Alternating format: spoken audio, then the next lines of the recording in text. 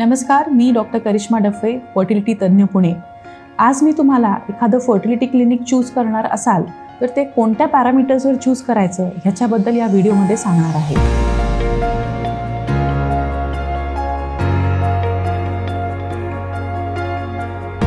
तर एखादं fertility clinic choose करण्यावेळेस आपण आपल्या घरच्या जवळचंच फर्टिलिटी चूज करावं का, तर हा प्रश्न सर्वांना पडतो। तर जवळचं जर फर्टिलिटी क्लिनिक असेल तिथले जे डॉक्टर आहेत तर त्या डॉक्टरांचा एक्सपिरियन्स किती आहे हे जाणून घेणं खूप महत्त्वाचं आहे।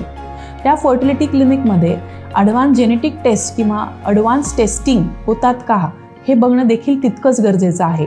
त्या फर्टिलिटी क्लिनिकमध्ये इन हाऊस एम्ब्रिओलॉजिस्ट आहेत का आणि त्यांचा काय एक्सपिरियन्स आहे, त्या एम्ब्रिओलॉजिस्टने किती एक्सी केलेल्या आहेत आणि त्याच्यामधनं किती युजेबल ब्लास्टोसिस बनलेले आहेत हे देखील महत्त्वाचं असतं।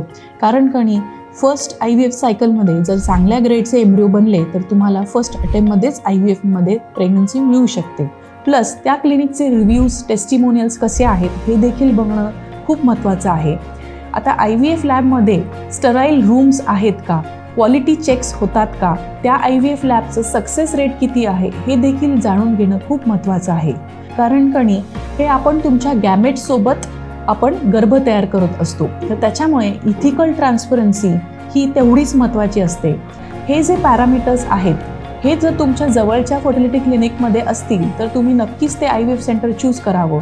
कारण कणी फर्टिलिटी क्लिनिक चूज करताना डिस्टन्सपेक्षा हे पॅरामीटर्स जे आहेत, डॉक्टरचा experience, in house embryologist, in house andrologist, fertility लॅबचं सक्सेस रेट, पेशंटचे रिव्ह्यूज, टेस्टिमोनियल्स हे बघणं खूप महत्त्वाचं आहे। कारण कणी first IVF is the best IVF आणि ह्या IVFमध्ये तुम्हाला जर चांगला गर्भ बनला तर तुम्हाला फर्स्ट अटेम्प्टमध्येच IVFमध्ये सक्सेस भेटेल।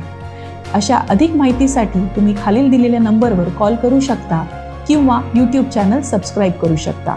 धन्यवाद।